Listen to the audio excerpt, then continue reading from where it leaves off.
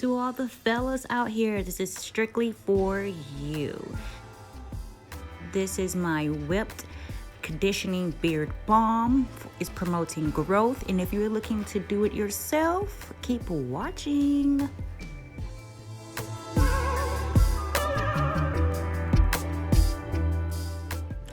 Alrighty, first thing you will need is lavender oil. Lavender oil promotes hair growth and prevents thinning, so you definitely will want that. Rosemary oil is preventing premature graying and, of course, flakes.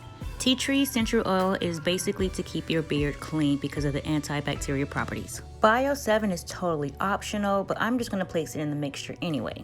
Jojoba oil is basically for reducing breakage and making your beard fuller. Glycerin is basically to help keep the moisture all intact, so that way it looks nice. Olive oil is to make your beard stronger and to grow faster. And shea butter is basically to make your beard softer. You can't make this without shea butter. The ivory shea butter is the best to use. Simply gonna take 1/4 of shea butter and add it to your mixing bowl and melt that down.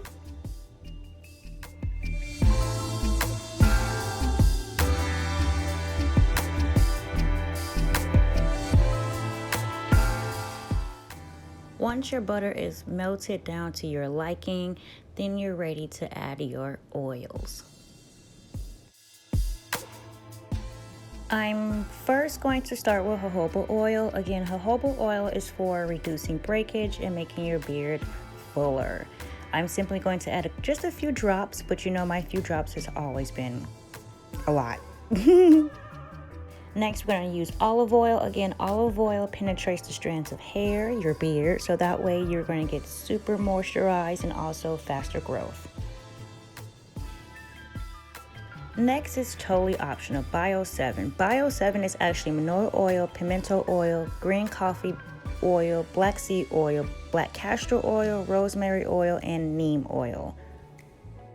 Again, gentlemen, this is totally optional, but I'm just going to add maybe like a few droplets of the Bio7. It had really good reviews on Amazon, and as you can tell, I'm just going to add a little bit, maybe a little bit more, because something is basically telling me that this is some good stuff, and why not? Let's give it a try. Now I'm going to mix it all together and place in the fridge. And after I place it in the fridge to solidify, I'm going to grab all my essential oils, rosemary, tea tree, and of course my favorite, lavender. I'm simply going to add maybe like 6 to 8 droplets each, or like all together, which is each, whatever. I'm adding a little bit more. I'm adding a little more of the rosemary there.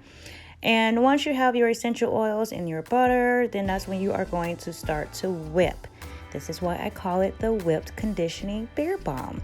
Whip it all together and you're gonna smell how delicious it smells. Well, not really delicious, it's just gonna smell, it smells like beard growth, okay? That's what it smells like, and that's what we're gonna get. Some beards, thicker, fuller, longer, looking luscious, so them ladies go holla at y'all. You know, cat got y'all, you know it.